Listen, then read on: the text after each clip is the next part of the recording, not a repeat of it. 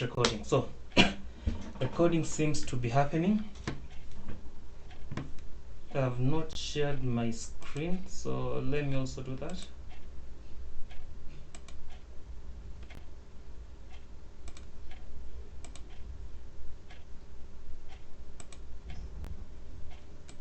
Please let me know once you're able to see my screen. Should be seeing a browser.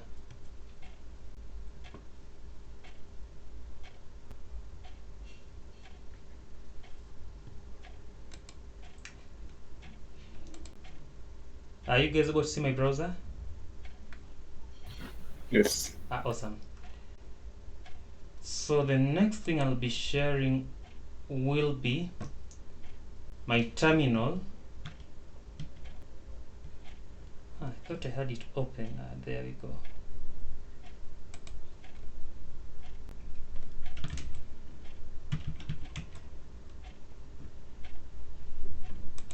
And my assumption is probably a few of us have had an interesting, maybe easy day, hard day.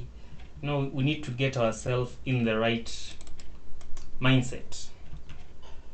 And I think one thing that works for me is that always start off with a challenge around a subject I like. So our challenge is in our log files. So let me see. I have PTSD, I might not be recording my screen. Yes, I'm recording. So this is the log file folder all of us should be having.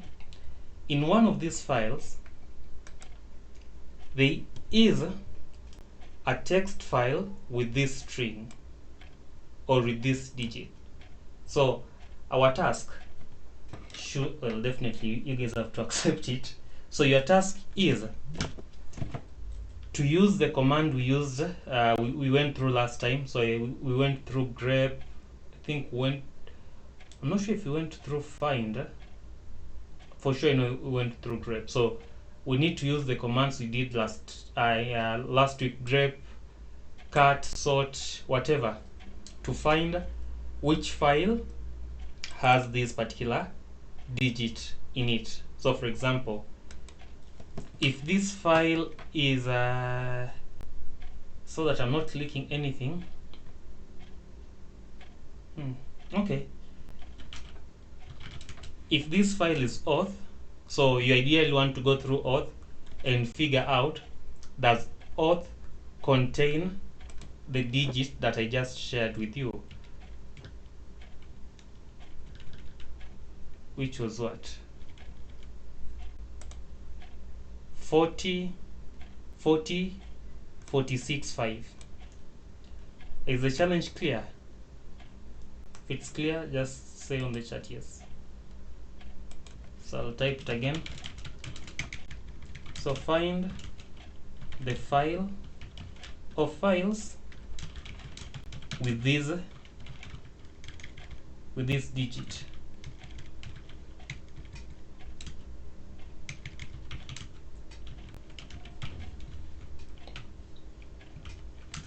Using previous knowledge and skill.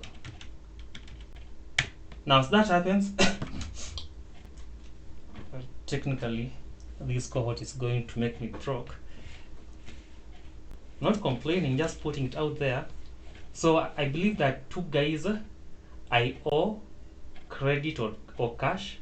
Please, I didn't forget. DM me on Slack. I'll sort you out. The first guy to get the files for this is also going to get credit.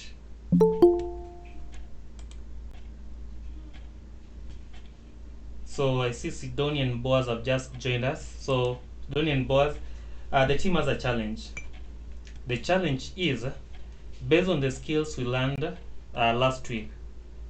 Can you identify the file that has these contents, these 5 digits? So the files we are working with are the files in the log folder which I shared last week and the previous week. So the KamiLimu cybersec logs. So how long should this take us? Give or take 3 minutes. So 3 minutes, first guy to give us the number, the file name that has those 3 digits, 5 digits, gets credit before end of day. That end of day depends on how soon you give me your number.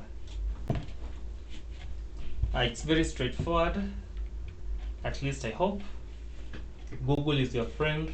If you took notes, notes are also your friend.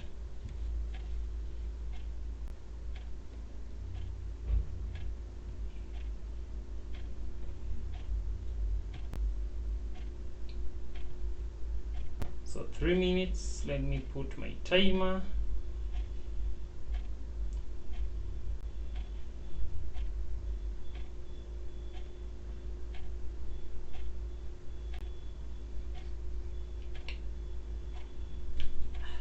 The 3 minutes starts now.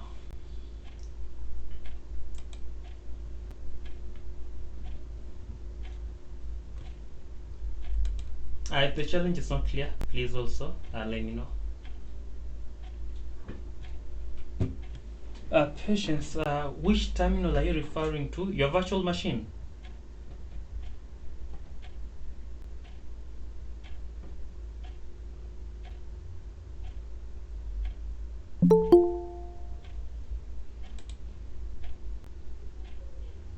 So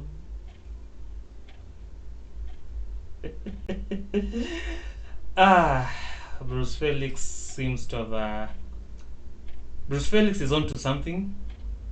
So first guy, Bruce Felix.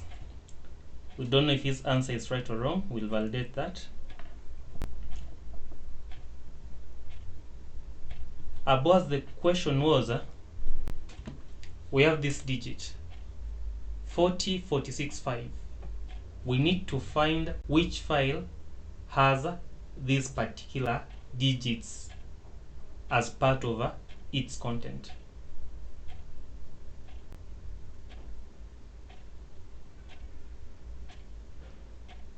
So we have first guy, Bruce Felix. Let's see if we can get someone else.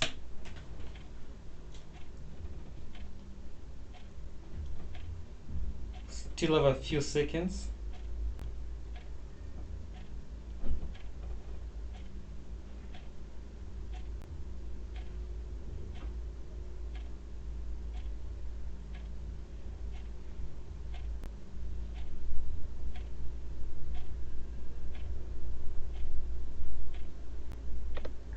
Hi, Lawrence. I am so sorry to take you back. No worries. Okay, so my virtual machine is not opening. I can try projecting my screen as people look for the file. Yeah, sure. Okay.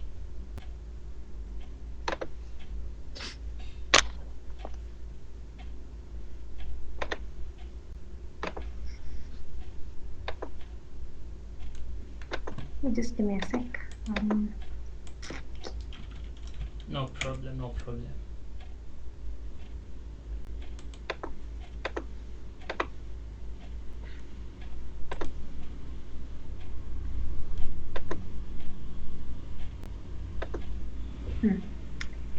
I'm clicking the share button, but nothing is happening. Let me see. I think it allowed everyone to share their screen.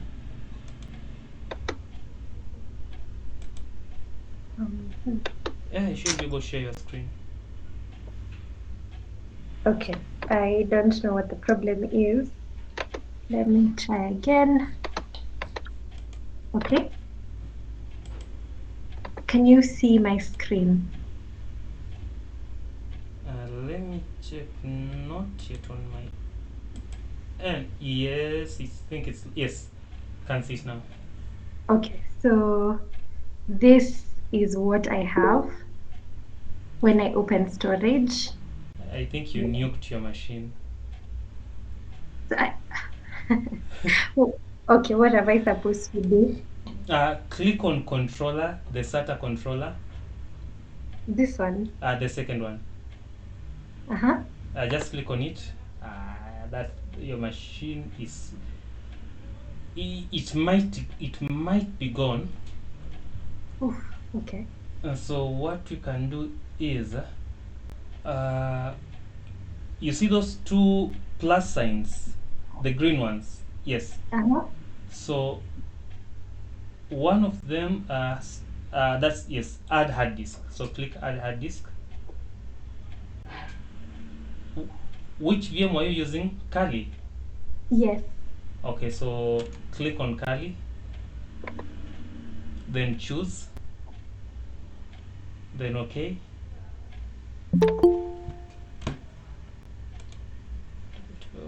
Then try to boot it up. If we are lucky, it will work. Okay, let's see. It's powering up. Which it wasn't doing last time, right? It was. Or it was still powering up, but you're still getting the error. It was powering up, then when it finishes, it tells you, it gives you that error. Okay. Let's see. Mm-hmm.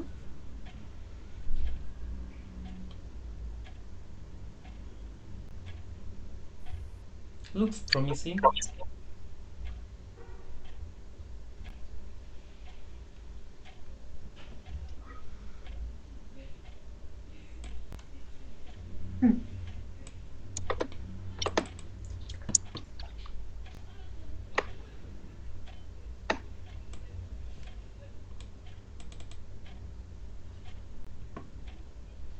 Again, I think it's okay now. Were you reaching this stage? No. So Then you're okay.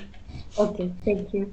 If it gives you issues, not to worry. I can give you access to the public server so that you're not inconvenienced. Yeah. So, most welcome. I think there was someone else who had an issue. Patience. Are you okay?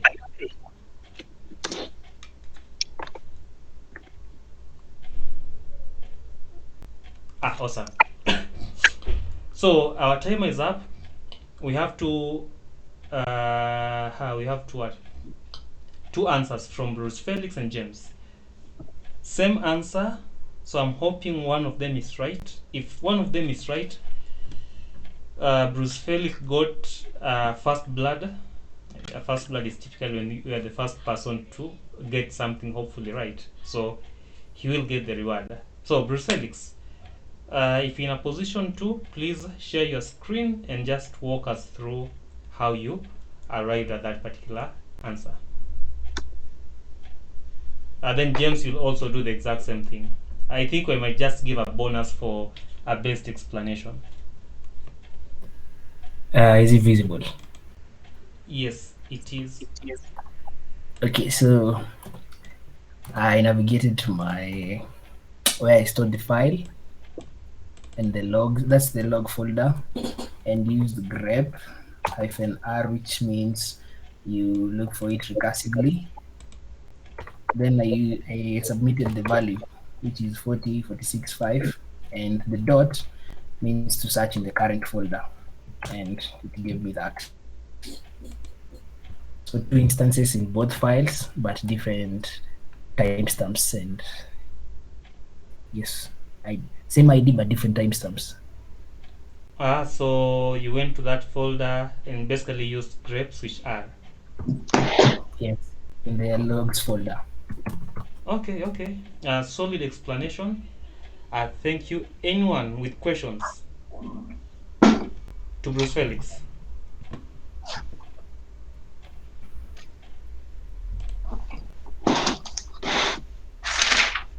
His explanation is satisfactory. Kuna mtu akona maswali, no one needs clarification.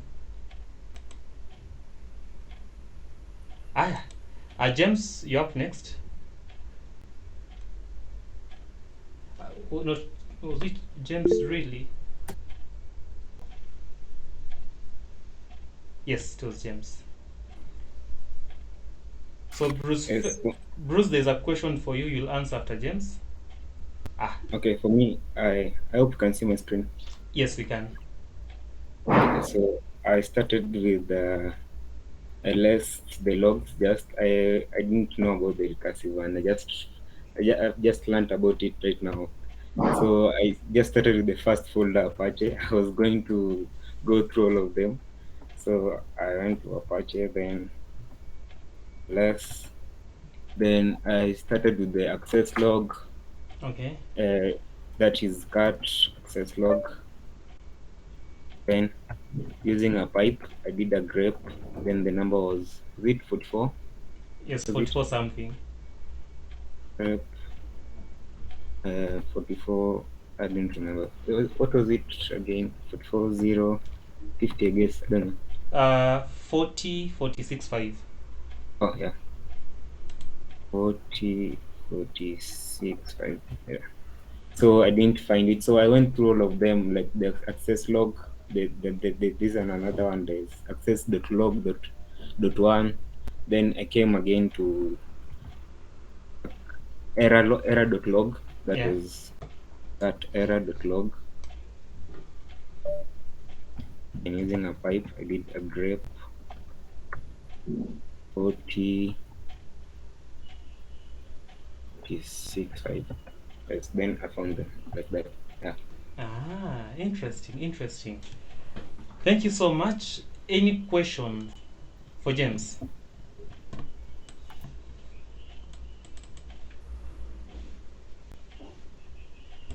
I see Catherine's question was answered. To search recursively.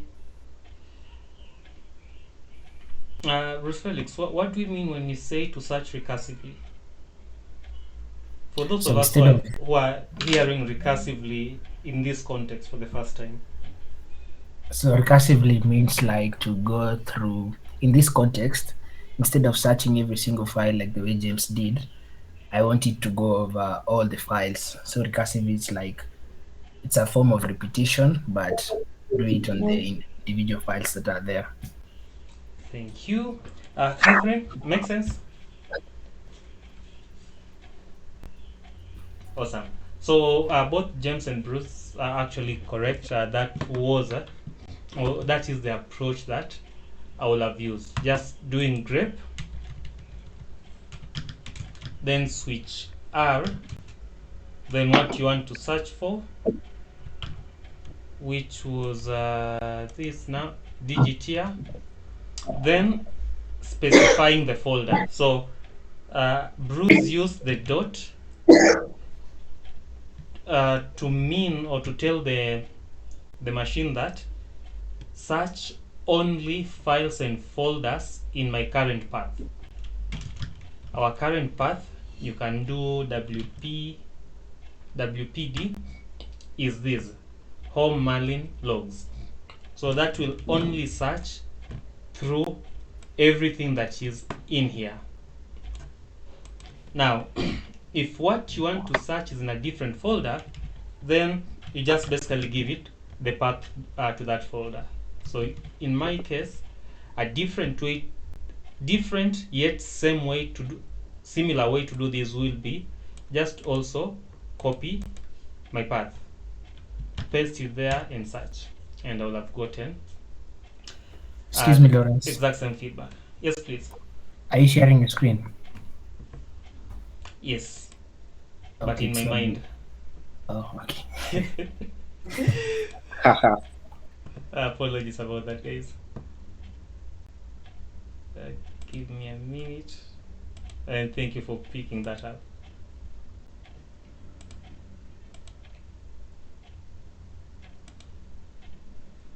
On that note, let me check whether recording is still happening. Yes, it's still happening. Okay, so what I was saying was what Bruce Felix did, right approach. He used grep. Remember that grep is basically used to find things in a file. It is similar to doing Control F2 to search a document. So you do grep. Then if you have a lot of files that you need to go through, so in this case you're lucky, we only have maybe 10 files to go through, so going manual might still work. But in certain cases, you'll find yourself you have maybe 100 files that you need to go through, so going through that manually might not be feasible. So in that case, you basically use switch R, which tells grep that search all the files in this path. If this path also has folders, go through each folder and search through the contents of each folder. So switch R, then paste the figure, or type the figure you're looking for, which was this. Specify the path, so you can use dot / if you want to search your current path. Let me see.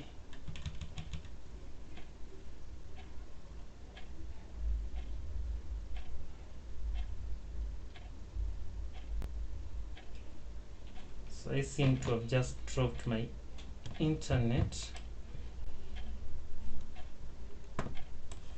So let's quickly check that. Yep. The internet is gone. The internet is gone. So I know my mentees will not be listening to my monologue. Well, they'll listen to it, because this is being recorded. So we switch to our backup, and hopefully backup works.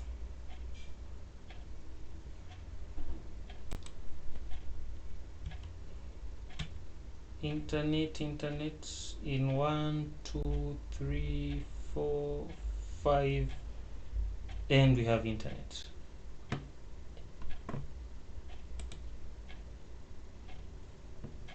So we'll refresh this.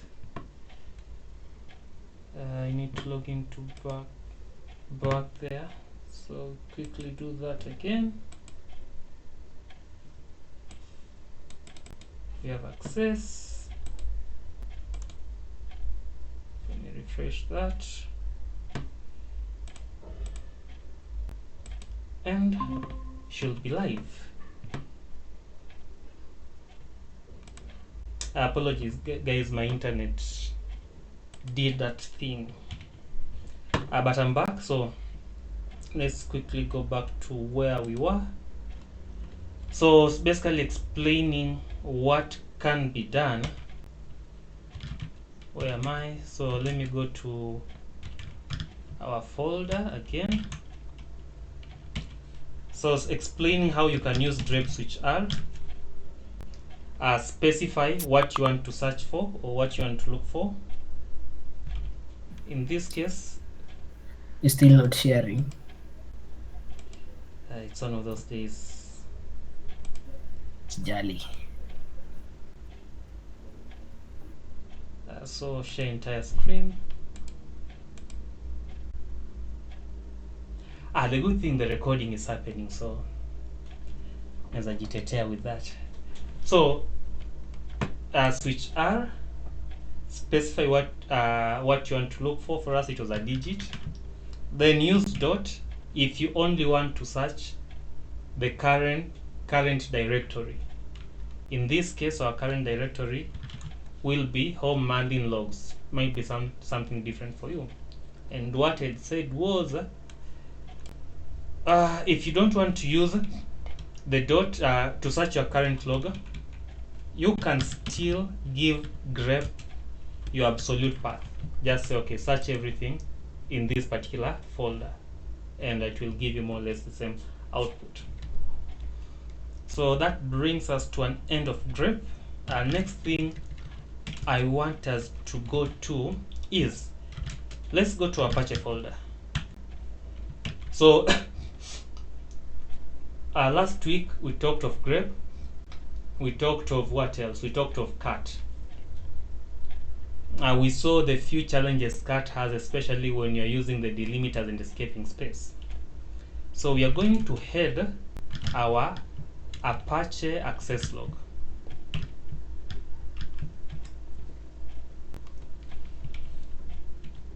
So I'll just copy this. So more or less everyone should be seeing more or less what I'm seeing. So if I do header, pick any log line and we'll work with it. So Apache, all Linux systems, they will typically write each one log per line. So in this case, our log line starts with IP, then ends at this particular point. Not actually there. It starts with IP. So let me select this. Then it will end at this point here. Because from this point we see the next log file or the next entry is more or less using the same format. Starting with IP, then that syntax typically is repeated. That is one way to quickly know how logs are separated, by just checking that's the structure and trying to see any form of consistency. Then from there you're able to know, okay, first log starts from this point, then ends at this particular point. So what do you want to do here? Let's quickly break down this particular log file or this particular line. So we have the IP. This IP is the IP that was actually connecting to the Apache web server. Then we have the timestamp, which is here. Then we have the payload. So payload will be the method this particular IP was using to communicate to this particular server. So it was using the get method. Then the URL, let's call it the resource that was being accessed. This was the resource that was being accessed. So for example, when you access Facebook, WhatsApp, more or less they will be running on Apache or a web server. Whoever owns that server is able to get all these details. They will get the IP you are coming from. So this can be your VPN IP. If you're on Zuku, it will be the IP of Zuku. It can be Surfcom. And fun fact, with the right commitment, they can narrow down to the actual owner who had that particular IP. So they can say this was the public IP that accessed Facebook. So what will typically happen? You complain to, let me use a better, something we can relate with, IBC. So the guys from Camp A say IBC was hacked, the website was hacked. Catherine and Felix, you guys need to investigate, need to know who accessed the IBC website and how was it hacked. So what you're actually going to do is you will be given access to the server. Let's actually do a walkthrough. You'll be given access to the server. Then you will identify which web server it's running. Let's assume it's Apache. We know the folder where Apache is located. So you're probably going to do something like a cd varlog. So cd varlog blah blah blah. So at least I don't have, oh, I have Apache here. So yes, we'll do cd varlog Apache. You press enter, permission denied. We say okay, let's become root user. You do that, asks you for the root password. You typically make a request to the system owner or whoever is in charge. Tell them, for us to do this, we need the root password. So they'll probably, someone from IT rushes to where you are, quickly enters the password for you. You press enter. I'm hoping I have the right password. Unfortunately, no. So they'll cancel it, tell you, we don't remember the password. Real story, the IT people will not be remembering the password. Then they'll tell you, you know what, let's do it as a root user. As a root user, and you say, I'm in. Then we go to CD, Verilog, you go to Apache, and you also tell yourself, we are in. You do ls to understand the structure of the logs, and you see, okay, we have access log, we have a few that are zipped, we have some error logs, etc. You try to figure out the timestamp. You ideally want to see which logs are the latest one, which are the oldest one. In this case, more or less they have been organized for us. So we see these are the logs from March, logs from March 9th, which is today, yesterday, February, so on and so forth. Then you ask these people, or basically you'll be told, we suspect the hack happened during this time. Okay, let's assume the hack happened yesterday, which was 8th. So you say, okay, it's 8th. You do head or cat. You say, okay, access.log.1. The main thing here is you want to understand the structure of the logs. Then you start saying, okay, so this log starts with an IP, a timestamp, a payload, so on and so forth. Now from this stage, you start trying to figure out how do you identify that particular attack. So in most cases, maybe this guy was using a tool like Babsuit, a tool like Hydra. There are all these known tools to brute force or compromise websites. And with time, you actually figure how to identify them. So some will have leading information that will tell you that this is tool XYZ. So why is this network disappearing?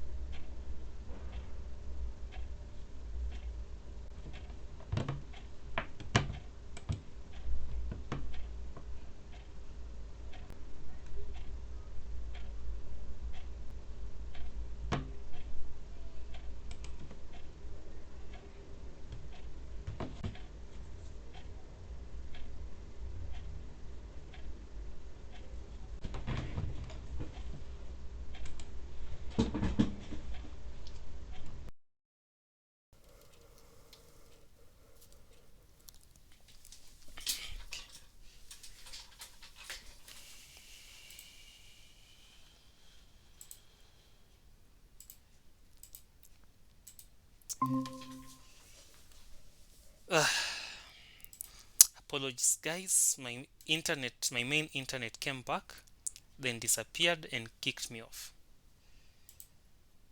So let me share my screen and we go back to pretending we are elite hackers, incident responders, which eventually we will be. So you're in that server, you're trying to identify how that server was compromised. So that was where I was. Let me log into the server again.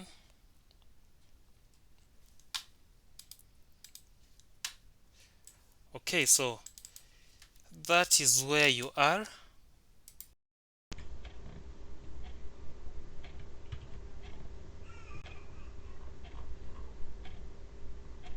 What is the right password for this? So SU. Okay, so we are in the Apache folder, Verilog, Apache. We have done a head on access.log.1. We already know the structure. So what you're interested in is basically trying to figure out from all these logs you're getting, how can you identify that malicious activity. Hello, I'm not sharing my Lawrence. screen. Yeah, it is not visible. Come on. Oh, these are the gods telling me, my friend, it's quitting time. Should be visible now.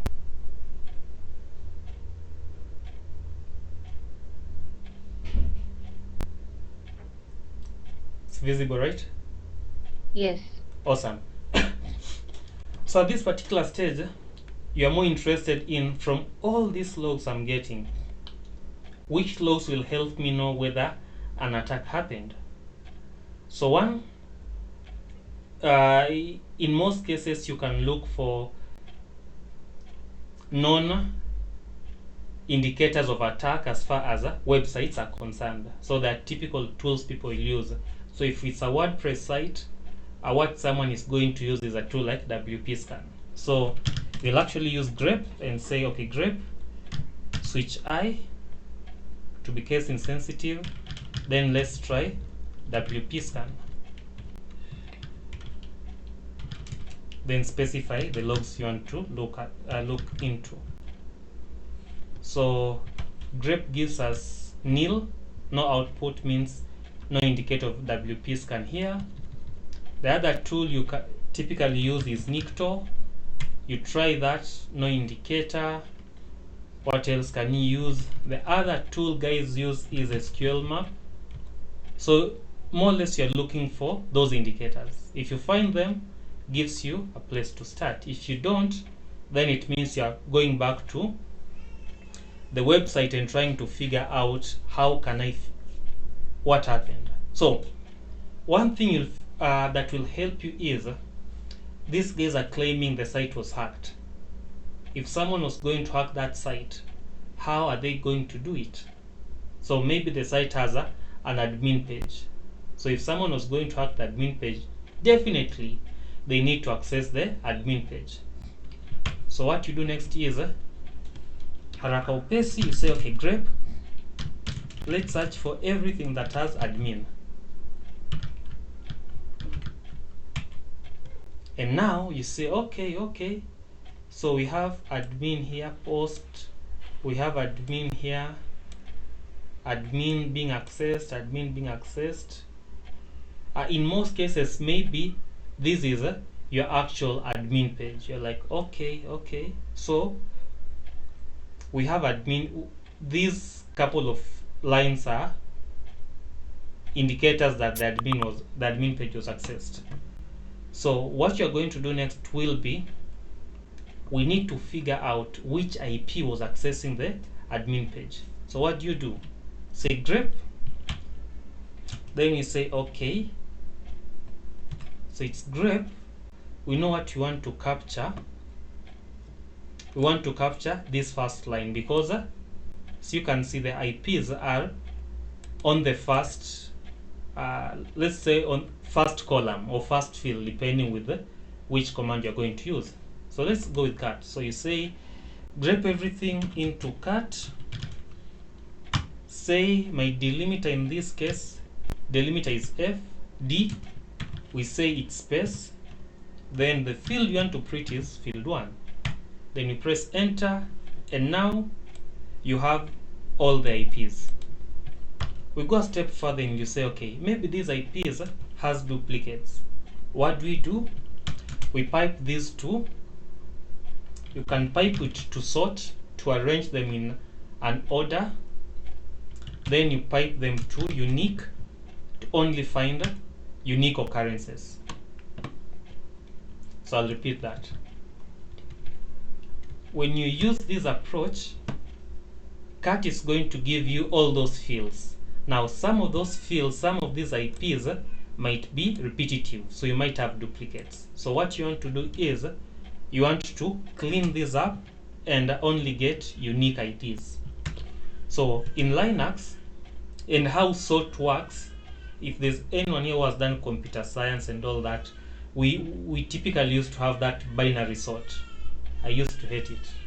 Actually, I don't know if I used to hate it. It was actually interesting in Java, how computers sort things. So sort works in an interesting way. not actually sort. Uniq is responsible for finding unique occurrences. So Uniq works in an interesting way. To get the right output from Uniq, ideally you want to sort everything first in an order, then send them to Uniq. So we'll sort, then pipe to Uniq. Then Uniq will tell us, okay, from your 10,000 IPs, we only have these unique IPs.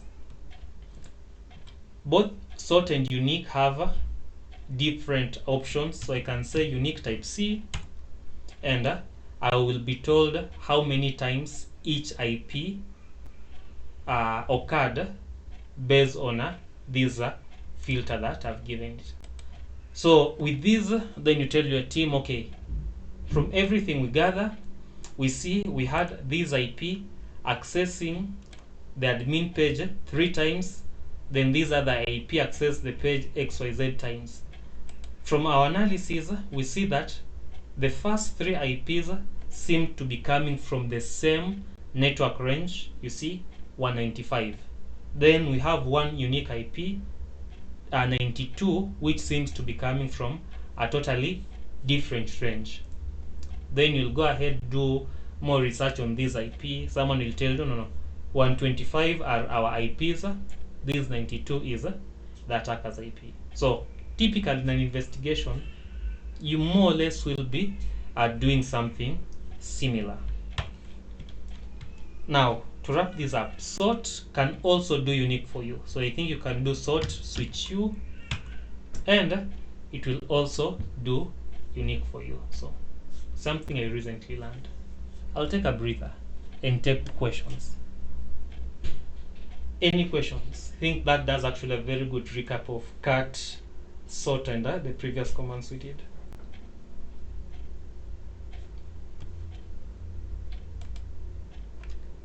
Is it clear? If it's clear, kama kawaida, just type clear. I missed something. The hyphen I just after grep.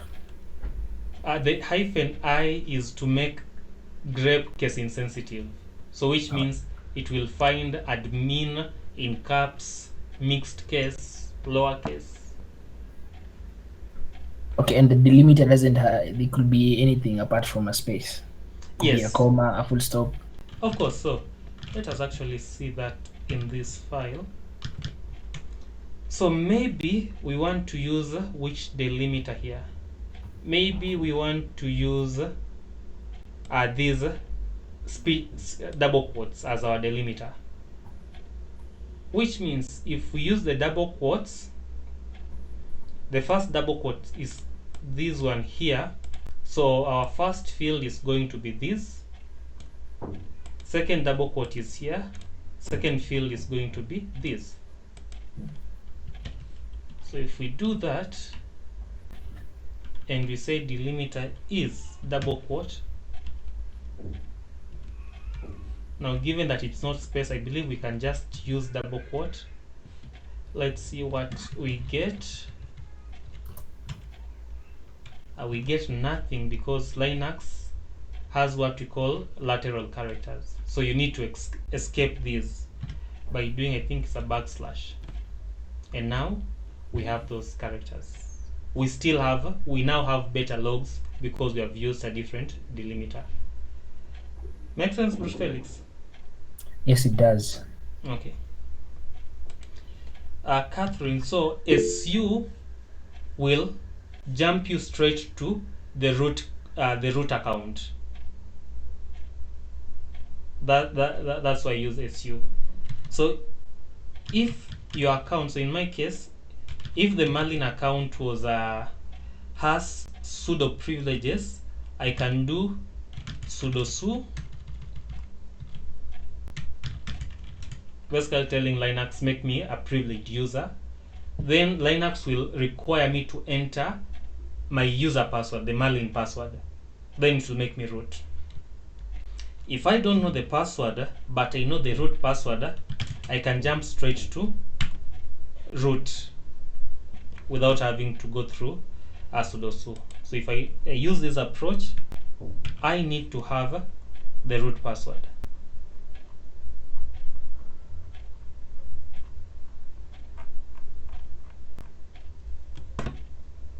which I've now misplaced.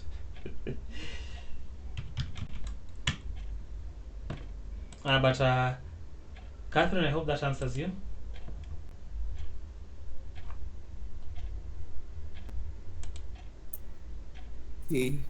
Hello, Lawrence. Yes, please. Yeah, on the same issue that Catherine is asking, Yes. is inquiring, I have a question too. In case you use the su dash command, then Yes. you enter the password, but you are told you're not, you don't have the rights. Yes. What does that mean It for means you? you're not a sudo user. So to be a sudo user, you need to Mhm. be added to that group. You need to be added to the group, okay? Yes. So that an admin needs to add you to the sudo group. Otherwise, if you're not in that group, Linux will tell you you're not in that group, and that incident will be reported. Okay, on the same, apart from that, I was asking about the unique classifier that you Okay. used earlier. How unique does it classify the data that you're looking for or we're searching for? What do you mean by how unique? We said the unique, it brings together maybe particular files that you're looking for or entirely the document that you're looking for in terms of what you're searching for the Uh-huh. limiters and everything. Yes. So how unique is it? Is it precise to one thing or the entire document that you're searching? Let's do that via an example.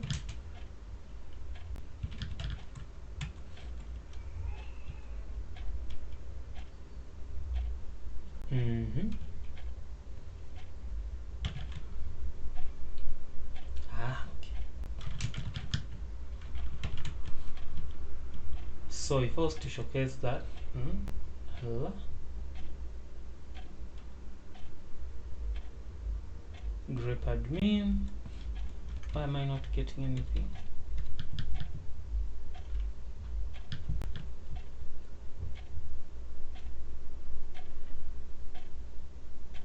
Why am I not getting anything?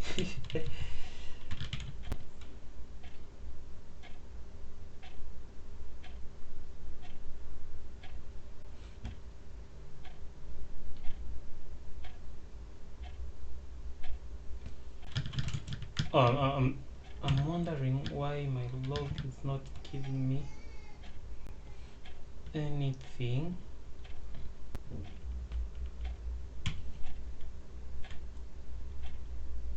Ah, I know why it's not giving me anything.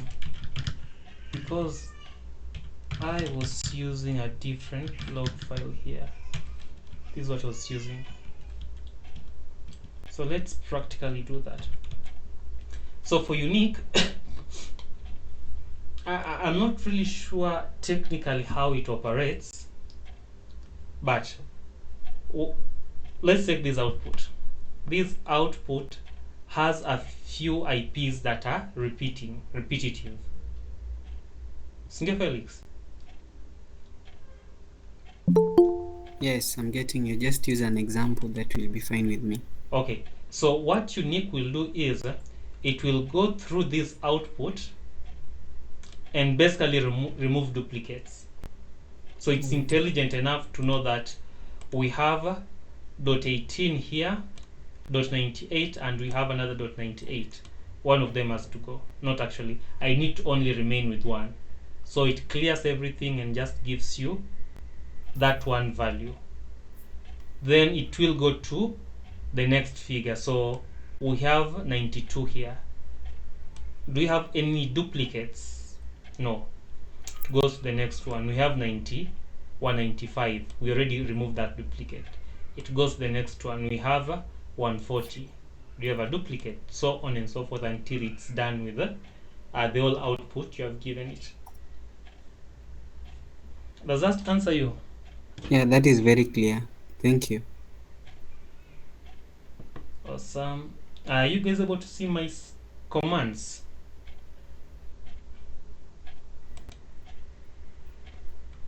Are you guys able to see my terminal? I think Beth is having an issue. It's like it's frozen. Okay, so let me stop presenting and present again.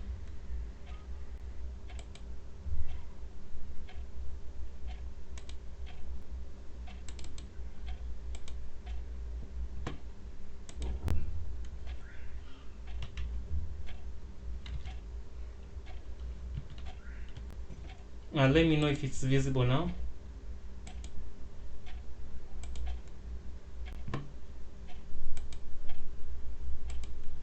I bet you're able to see my terminal now. I've just typed hi.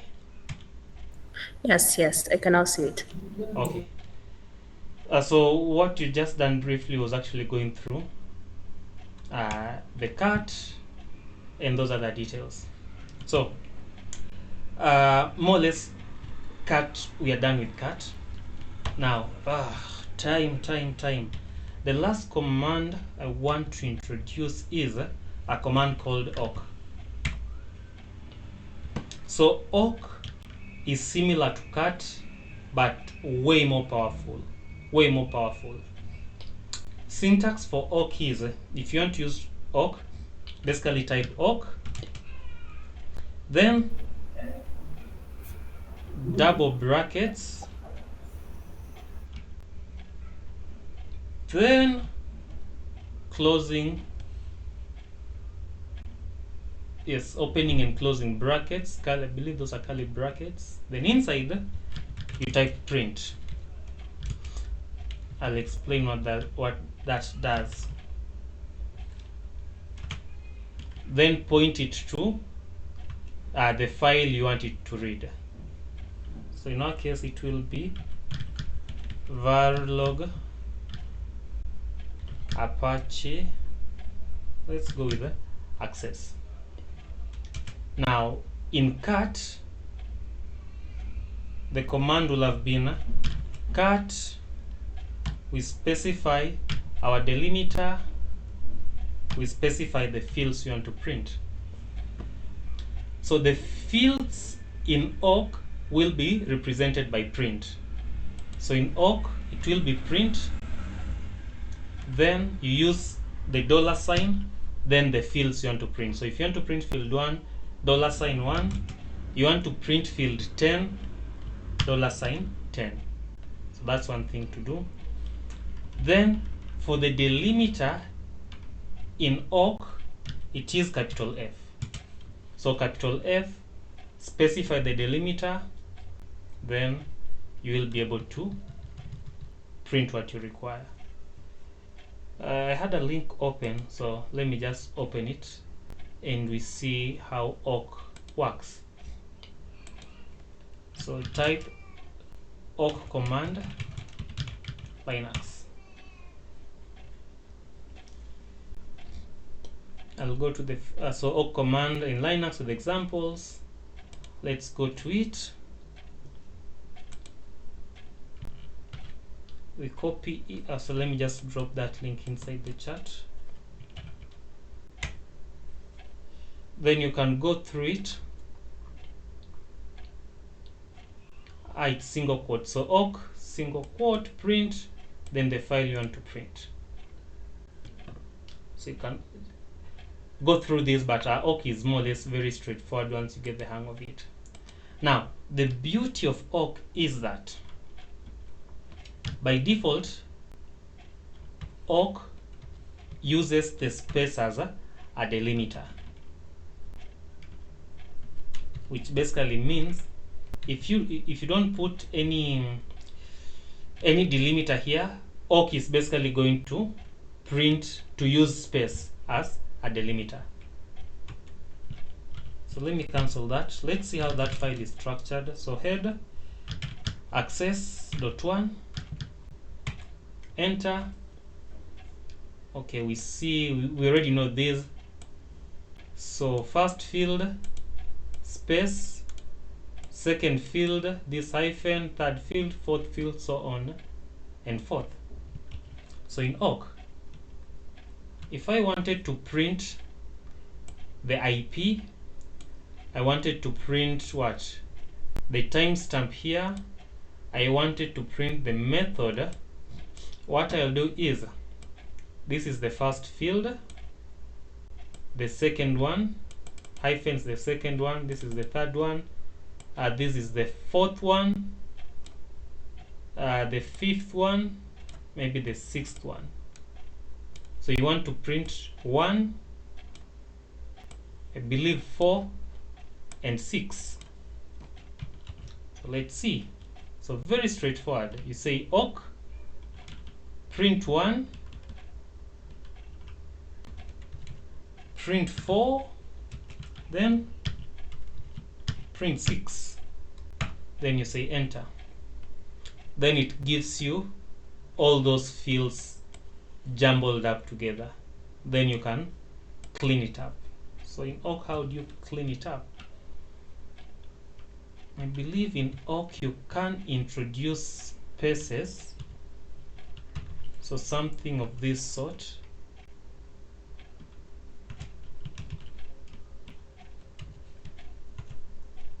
Let's see if you do that. Yes, if you do that, then now we have space. I have a feeling I'm rushing, so I'll just copy these on chat, paste it on chat, and pause and take some questions. Any questions up to that point on how to use awk?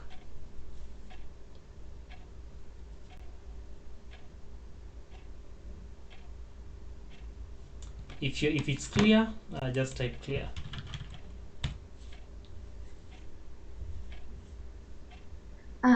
A question. Yes, Could you please. okay? Why have you added? Could you kindly repeat why you've added like the double quotes between the different fields? Ama, that's to introduce space. Yes, that's to introduce space. Oh, okay. Yes. If we do it without the space, this is how the output looks like. It's not really user friendly, at least in my opinion. But if you introduce space, then it's easier for you to clearly see, okay, this is one field, this is the other field, and this is the other field.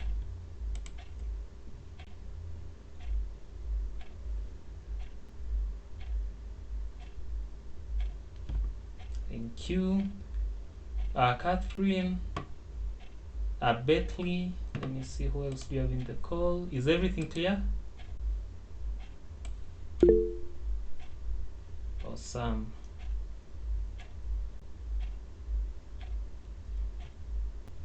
Awesome, so everything is clear. Then the last command we want to work with will be finding files in Linux. In Windows, at least, we know you can search for files. We have seen how you can use grep, cat to find contents of a file. But how do you now find files? So maybe there's a file called what? Called maybe Tom. Actually, there's a file called Tom. How do you find it? In Linux, the command you want to use is called find. So actually, even to better illustrate this, let me exit from root. I won't exit from root because I want to make this practical. So I'll go to my home folder. Okay, there's my home folder. Then in your home folder, in most investigation, the first thing you want to find is so let's talk of Apache. We want to find the Apache access log file. At times the files might be stored in a standard location, var log, Apache. At times maybe not in a standard location. So if you're ever in such a case and you want to find that particular file name, the command that will help you will be find. So So to use find one, you type find, you specify the location you want your search to work within. So where do you want to find this file? If you're not sure, in my case, if I'm not sure, I typically search everything. So to search the whole system, you give the /, which means start at the root folder, then go through all the folders.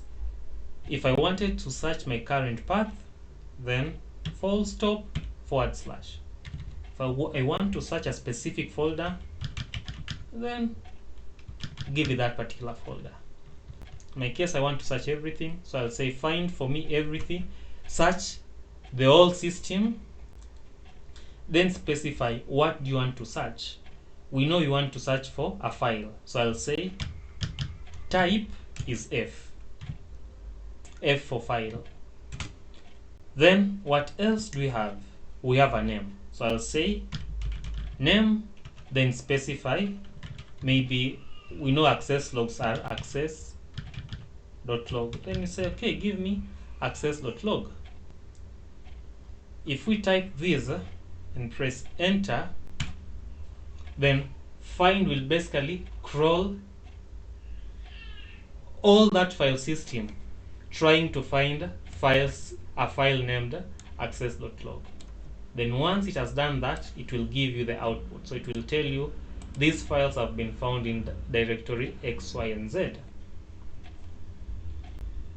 So let me copy this and paste it in the chat.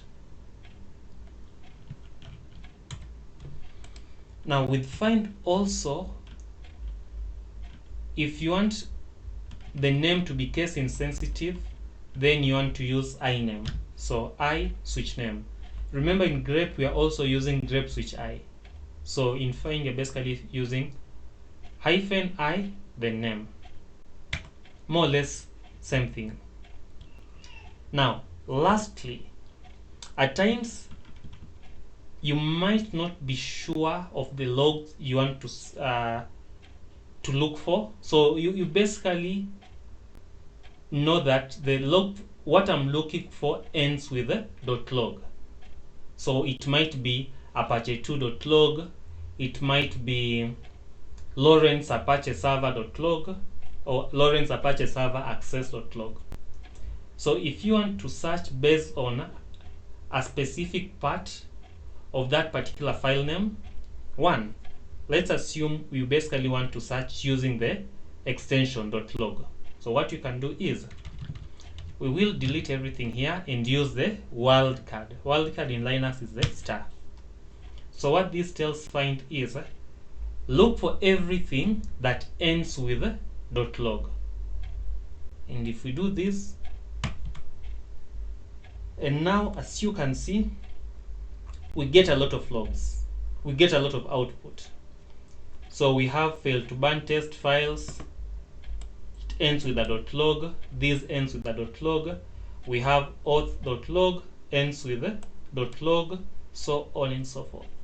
So what this does is it can actually help you identify other log locations that you're actually not aware of. Now at times system admins are very creative. To make it even hard for hackers, what they'll do is they'll try save configuration log files in non-standard location. So for example, in most systems you expect your Apache log files to be under varlog Apache. So Battle here can decide, let me make it hard for attackers and even investigators.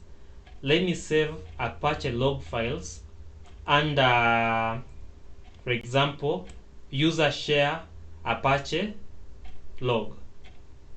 So as an investigator, you'll go to varlog and you'll be wondering, Apache is on this server, but where are the logs being stored? So one way to do that is by using the find command. Tukimalizia, you can also search for logs using the search name. So for example, we know it's access log.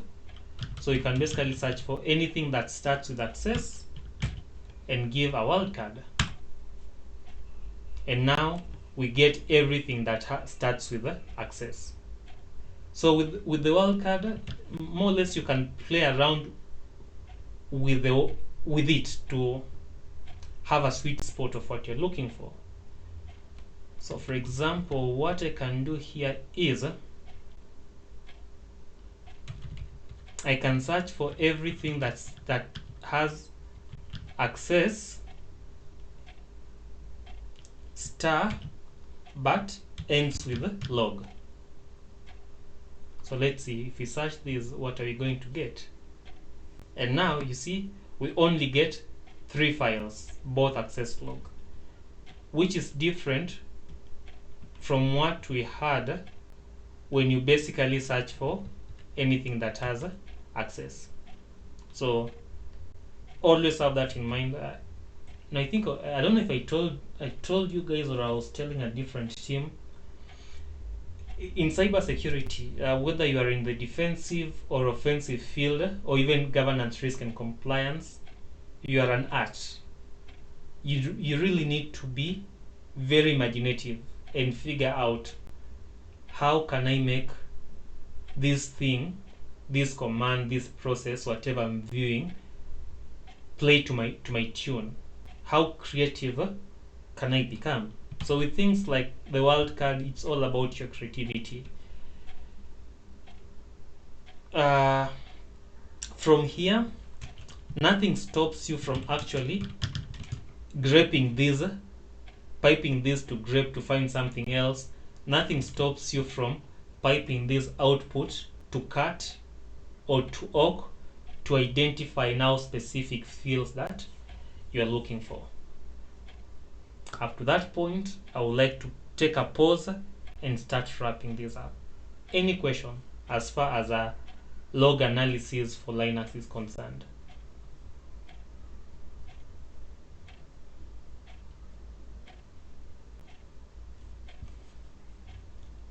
Kama tuko sawa pale kwa chat tuseme okay or niko sawa.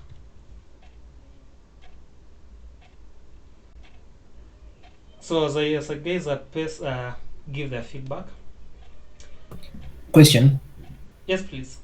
Can you use it to search for a specific term, like the way you use it with grep, or find it purposely used for looking for files? I mean. Now you see the interesting thing with find. You can give find commands. So you can tell it, if you find this file, do grep. Now honestly I don't remember the syntax for that, but there's Google. So you can tell, can say use find to find a file and delete it. That's one use case most admins and even hackers use. Say Linux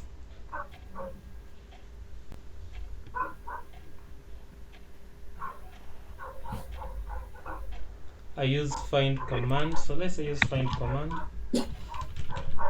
So Google does a very good job at doing this. Okay, let's see what is this guy saying, and open this second link. Yep. So you can use the exec command. So basically, find home user student exec remove.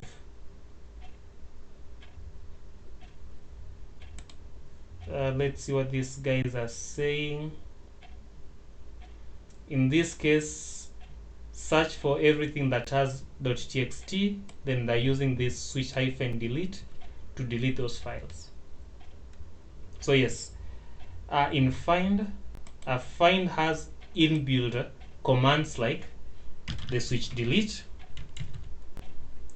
It also has the exec functionality that allows you to pipe whatever you are getting into a different command.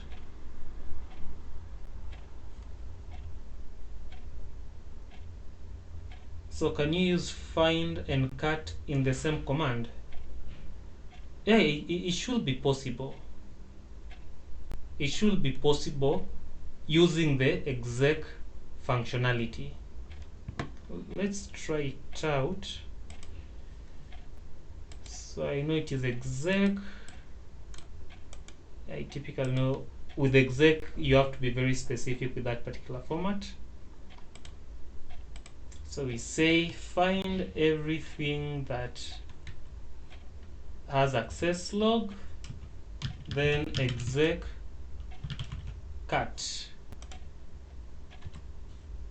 Let's see what we get. So Catherine, the answer is yes. Definitely when you're using certain commands like cut, you need to be careful because you don't want to end up cutting 1,000 files that find will have found. Yes. Okay, any other question? So I see majority wanasema, na I only see a few guys who say everything is clear. The rest of us, kuna changamoto somewhere? Do I need to repeat something? As Sidonia has been quiet today. Sidonia, are you okay? Yes, I am fine. Awesome. So what I was saying is, for a fact, I haven't done a deep dive into the nitty-gritties of all of these commands. That's where that famous or infamous quote comes. The teacher does the 30%. Then us, as the students, we do the 70%. So based on what you have learned, spend some time, do a man. Bruce Felix, thank you so much for sharing the Explain Shell website. Go to those websites. Try to understand how the various features, functionalities of those particular sites, of those particular services. Trick that I shared before. Going to that site today will show you what that command does. If you don't actively put yourself in a situation where you need to use that particular command, then muscle memory kind of lets you down. So you need to constantly practice, and when you practice, all of these commands, they become second nature. Now, to wrap this up, I wanted to apologize. I'm going to spend less than 10 minutes explaining Wireshark. So I hope all of us have downloaded and installed Wireshark. Who knows what Wireshark does?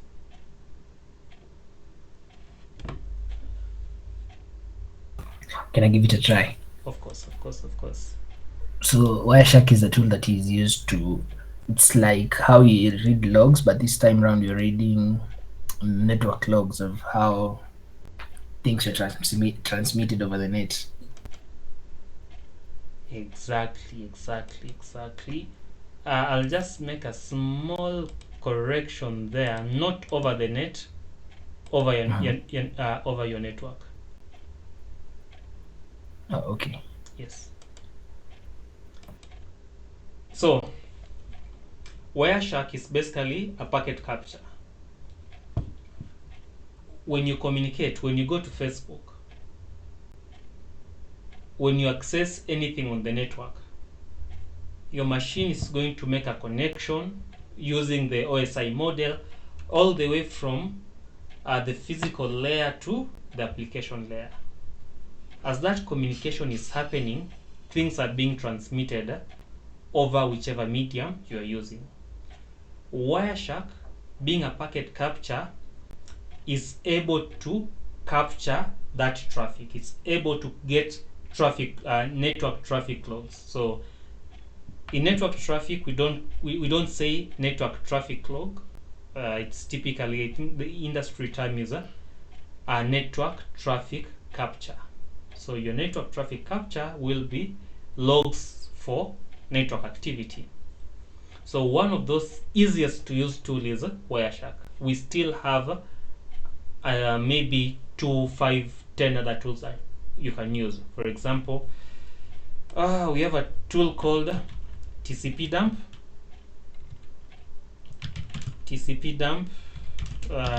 T-Shark, Akimi. So those tools, all of them can be used to capture network traffic. I'll mention these briefly. Then we have other tools that can be used to do intrusion detection on captured network. So remember how we have been analyzing logs. Now, as far as network is concerned, network traffic is concerned, we have tools that also do that. Tools like Suricata, Zik, Snort, etc. Hopefully next week we'll briefly mention them. Suricata. So Suricata, Zik, Snort are what we call network intrusion detection tools. Ionia next week. So once you have downloaded Wireshark, you install it, the output you are going to get will be something like this. At the bottom here, we have capture. Capture gives you the ability to start capturing your network traffic. Now on capture, we have this aspect, use this specific filter. So the specific filter, it's basically a way of telling Wireshark that, look, there's a lot of traffic happening in my network. I want you to only capture traffic that meets this filter.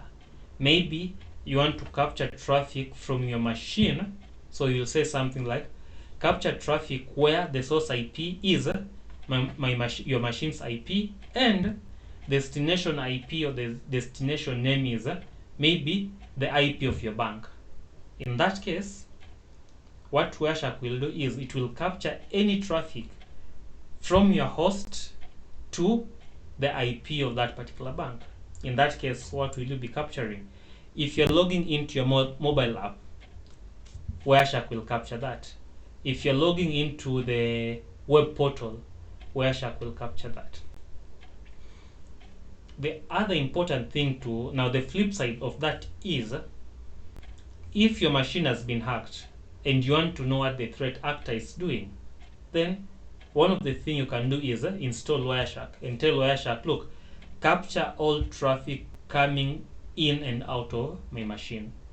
Capture it for maybe an hour, then an hour later you can actually go through that traffic and try to see, okay, I see my machine was communicating with an IP in Mombasa, makes sense. I see my machine was connecting with an IP from Ukraine, very weird. Now, I see my machine or I see someone from North Korea is trying to connect to my machine. Interesting. You can only get those insights from Wireshark. So with Wireshark still, depending on the number of interfaces you have, you can select which interface you want to capture your traffic from. So in my case, given that I have virtual machines, I have a lot of things, this is why you are seeing all these a lot of interfaces. But you're at liberty to select which interface you want to work with. So in that case, I've just double clicked on it. Then I say, and it's actually capturing. Wait, is it capturing? Yes. So the moment let me stop that. So the moment you click on whichever interface you want, so in my case, which interface was I using?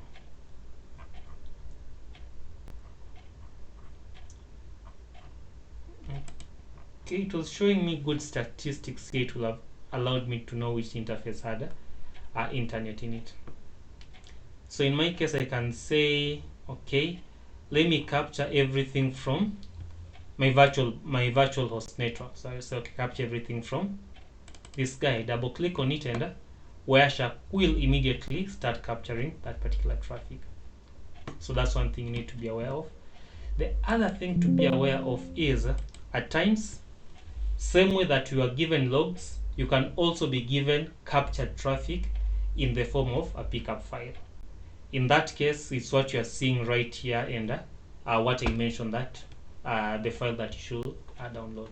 So in next week's session, we'll be opening the captured pickup file and going through analysis of that particular pickup file. If time allows, we'll also see whether we can also capture our own traffic and do analysis. A reason I'm being hesitant on capturing our own traffic is because these sessions are being recorded, and you don't want to capture your sensitive traffic and accidentally leak confidential information. This can be your password, it can be actual things you have downloaded, so on and so forth. So we'll see how next week happens, and work with it. So 5 minutes as zilishaisha pole. So come to an end.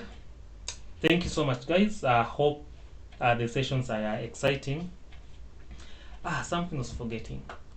So in the group, I shared what? I shared what you're meant to be working, the innovation project.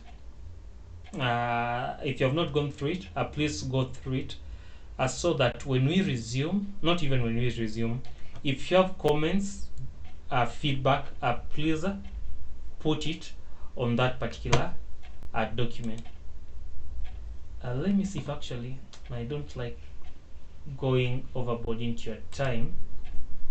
I think this is something key that we need to discuss. Where is it? Innovation project. So please go through it, share feedback, share comments. You guys, you will be the owner of it, so you want to ensure that you have done you understand what is going to happen. So unfortunately, I can't share it. Second thing, what you're doing has not been done, as far as I know, it hasn't been done to the scale and to the specific target we are aiming to serve. So I know I'm very proud of the potential this particular project has, and I'm hoping that you guys also see the change you're going to introduce. You're going to make it very easy for the next guy who joined the cybersecurity cohort. You're going to make it easy for other guys breaking into the industry to have a very easier time picking all these skills that that has taken us more than 2 months to pick. So pretty much excited. Then lastly, I made an executive decision and split everyone into 4 groups of 3s. So I'm just waiting for a little bit feedback, then I'll share those groups. Then I'll let you guys elect your own team leads. So those groups are going to help us address the innovation project. The innovation project has a little bit of content, so the idea is to break that content into manageable chunks and have each team working on its own chunk. And Ted, myself, and the other guys will be reviewing, giving you support to ensure that as much as we are working independently, we are also working and heading in the same direction. Thank you so much. Last minute questions. The guys who I owe credit and small monies, please remember to Slack me, and I'll action it either today or tomorrow morning. I'll stop recording, pick questions as we wrap this up.